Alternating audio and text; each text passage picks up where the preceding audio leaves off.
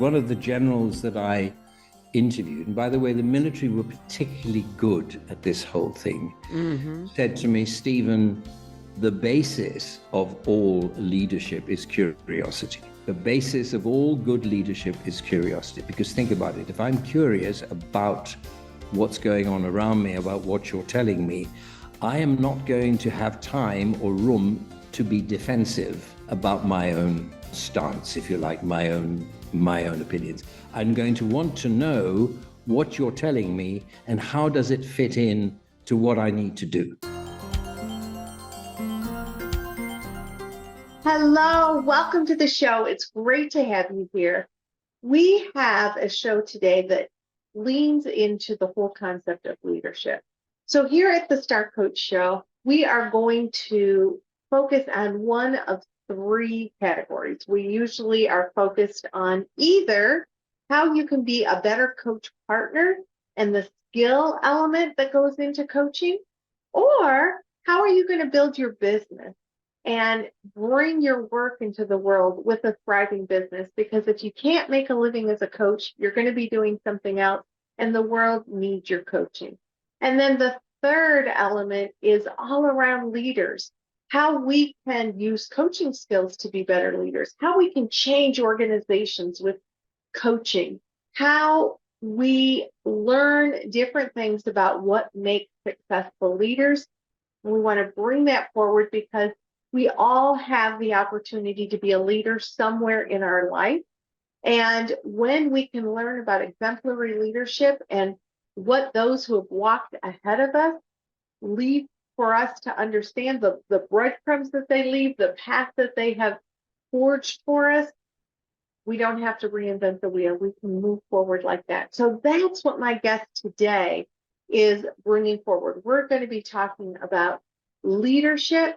We're going to be talking about what Dr. Stephen Barden's many years of research taught him about what helps leaders recover, regenerate, create the kinds of collaborative and successful environment that we all benefit from, or what actually throws up flags, throws up barriers, and keeps those leaders from thriving. He learned that much of that has to do with what happened when they were children, which is why today's episode is titled When Leaders Were Children.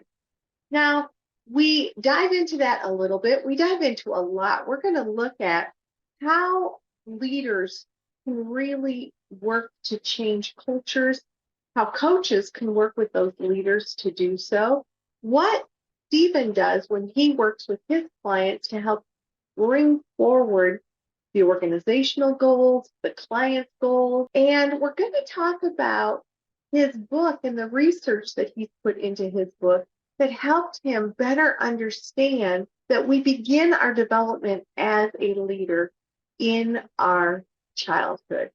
Now, I am absolutely delighted to introduce you to him because he is an esteemed strategic business and operational partner to corporate leaders and organizations. And Stephen works globally. He has decades of experience, first as a CEO and then at different executive board levels across media, technology, and communication sectors. And he has been in a thriving private practice since 2001.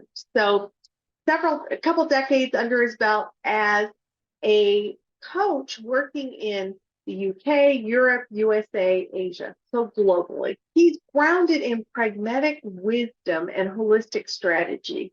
His approach is to help his clients achieve strategic zenith while maintaining ethical integrity. So at an individual level, he really empowers the leaders and the managers that he works with to wield their authority effectively. And much of that has to do with him being able to help them understand how to do that from the research and the energy that he put into his understanding of leadership. And he put that all in his book, How Successful Leaders Do Business with Their World. It's really a testament to his passion for fostering the partnerships between leaders and stakeholders. And he talks about, made me smile from ear to ear, the concept of partnership and how to really be a partner with your clients, how he is a partner and how he encourages his leaders to partner with their people. So he is dynamic. He's a lot of fun. He shares his energy and his passion in this interview. There's no doubt you're going to feel that.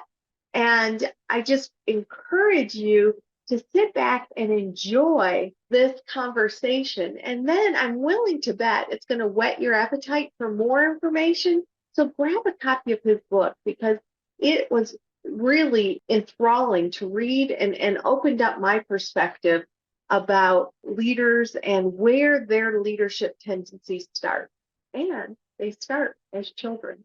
So let's go to my interview with Dr. Stephen Barden.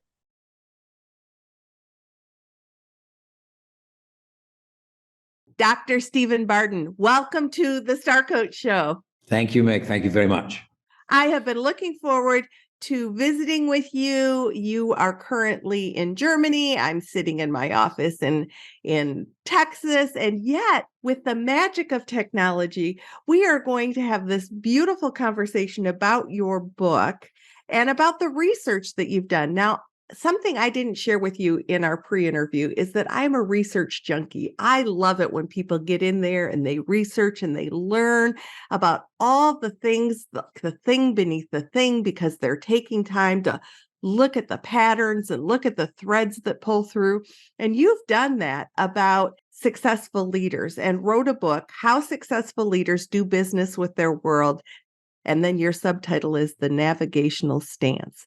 And we're going to be talking about what you learned about successful leaders. With my background as a therapist and a social worker, I love that what you've discovered, it has to do with how we navigated things even as children, or the messages that we learned. And I have seen that consistently in the work that I have done. So I just was like, let's talk about this and let's bring it forward. So when we start with this concept of what you've learned about really successful leaders, there's lots of directions we could start in. This is your research. This is your baby. So where would you like to begin this discussion today? Well, just to show you that I'm about as a junkie of a research junkie as you are. When I started off this research, I'd been a CEO for many years, and then I moved into coaching. And after about 10 years of coaching and mentoring and doing the consultation, I thought to myself, one of the things I really want to know is why certain leaders act in a certain way and others don't. In other words, why do certain leaders, you've seen them all, some will go in and quite happily represent their shareholders and take the LTIP and do all that, and they're quite happy to do that. Others make life difficult for themselves, and they say, no, I'm the CEO of the company. I am the CEO of the company. I'm the president of the university. I will look after this company. So why do they do that? Who does that? So I thought, how do I distill that? And I went in and I thought, I'm going to do a doctoral thesis on this, and I'm going to do the research. And the first time I started the research, I thought, what I want to try and find out is how leaders learn, because I thought it all happened while they were, on the ladder. They learned to take certain decisions on the ladder. So what I did was I interviewed with a huge amount of data. I mean, really huge. And I went down so many rabbit holes. You've no idea, a whole burrow of rabbit holes. But I interviewed for hours and hours over 4 years, top military generals. There was a sample of top military generals, 2, 3, 4-star generals. I interviewed academic presidents, academic principals, vice chancellors in the US and in Europe and in Britain.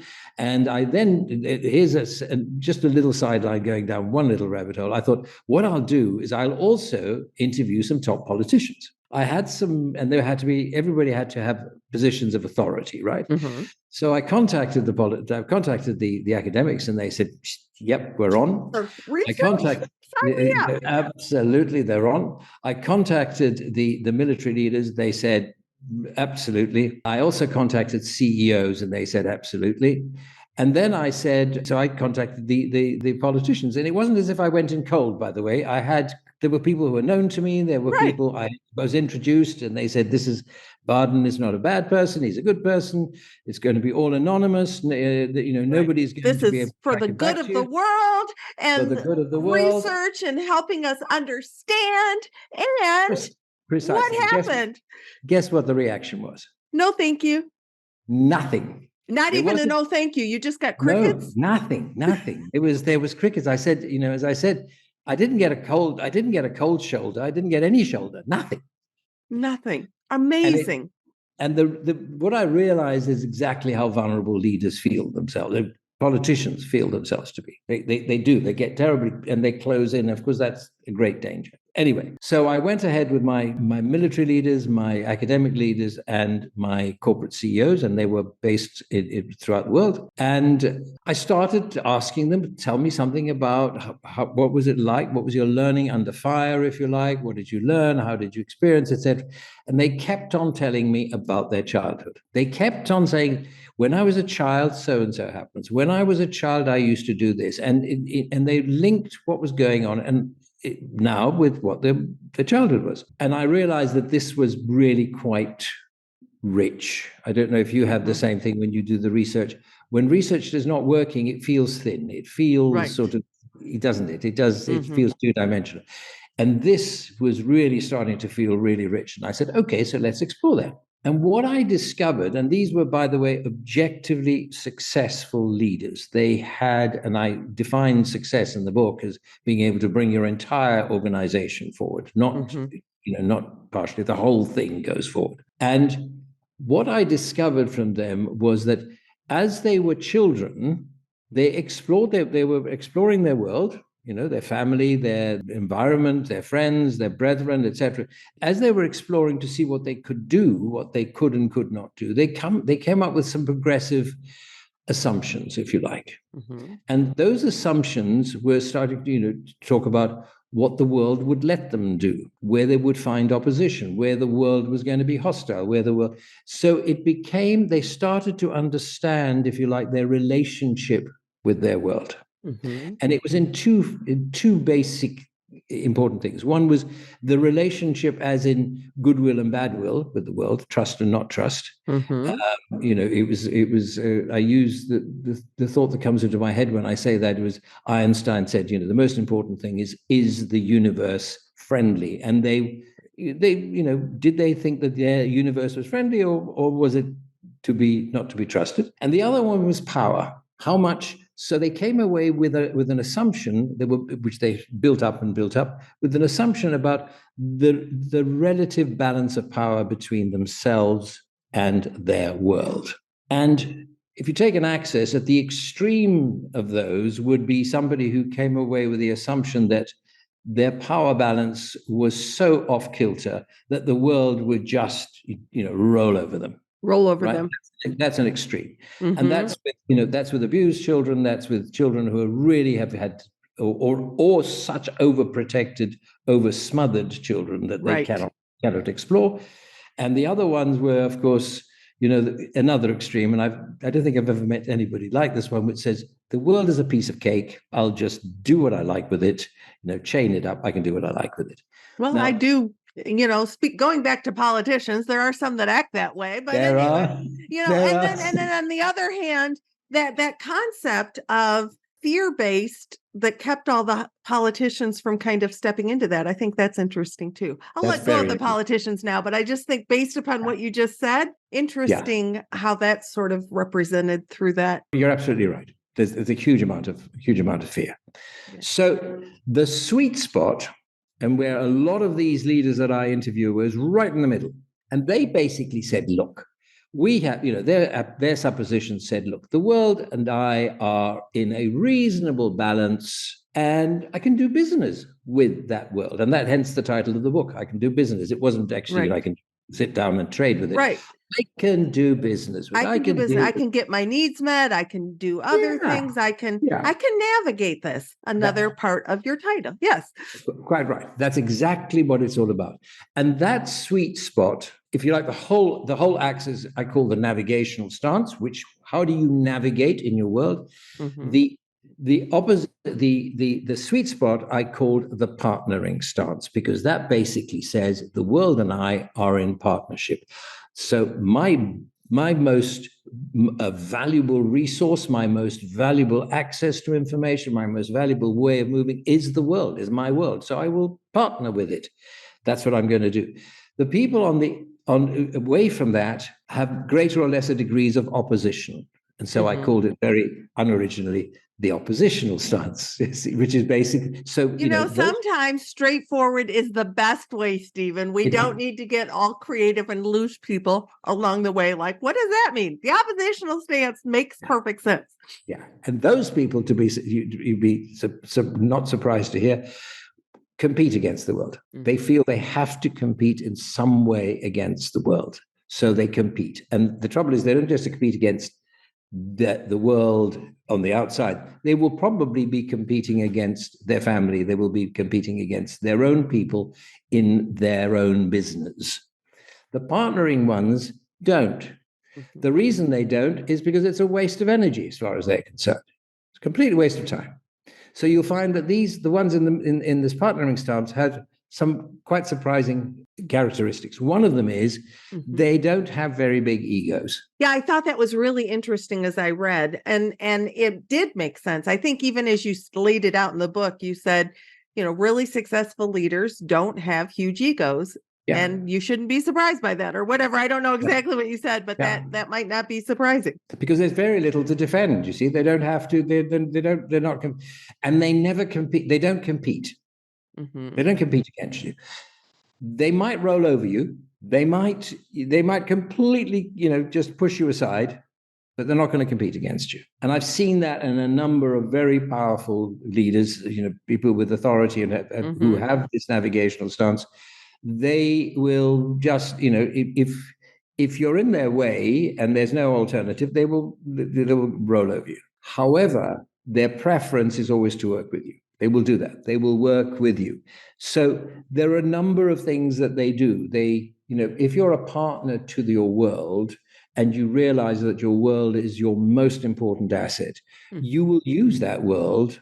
You will work with that world as much as possible. You will also know that you can't use and abuse that world, because if you use and abuse that world, you're actually going to get something. You're going to get used and abused back. So you don't. You keep that balanced relationship all the time.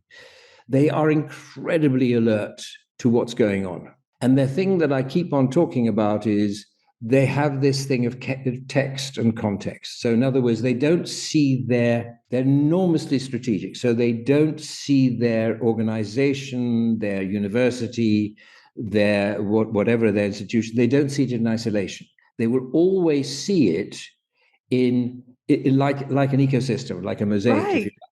So they will say, okay, so if I do that, what impact will that have?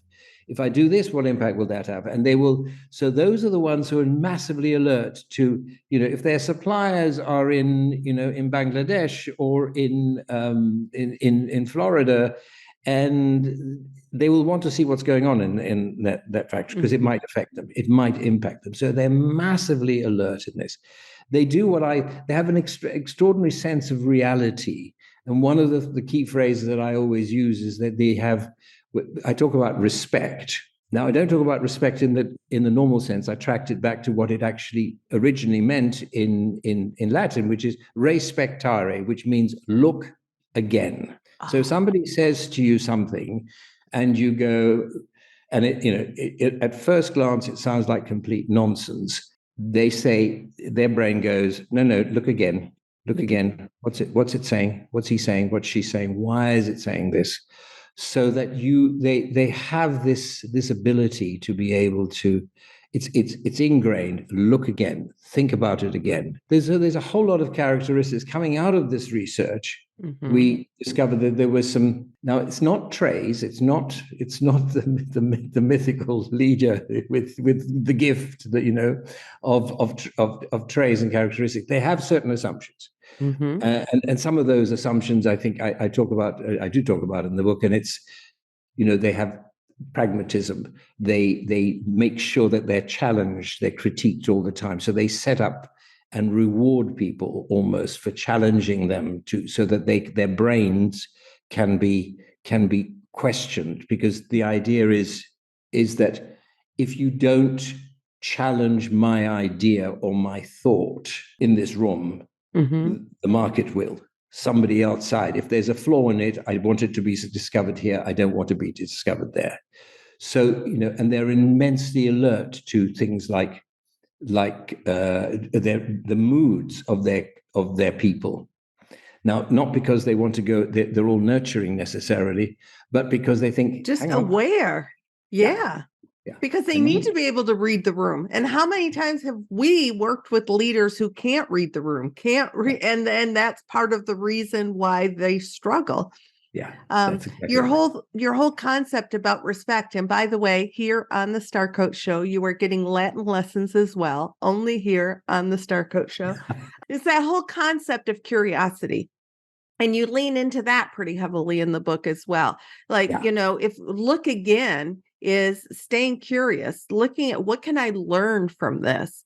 And so much of what we do as coaches is to lean into that place of curiosity, I'm consistently encouraging my leaders that I work with to lean into their curiosity, to learn from their people rather than feeling like they're the only ones with the answers. And it sounds like your research kind of brought that same element up. How can I be curious and lean into learning while I am also bringing my best forward? One of the generals that I interviewed, and by the way, the military were particularly good at this whole thing, said to me, Stephen, the basis of all leadership is curiosity. The basis of all good leadership is curiosity. Because think about it. If I'm curious about what's going on around me, about what you're telling me, I am not going to have time or room to be defensive about my own stance, if you like, my own opinions.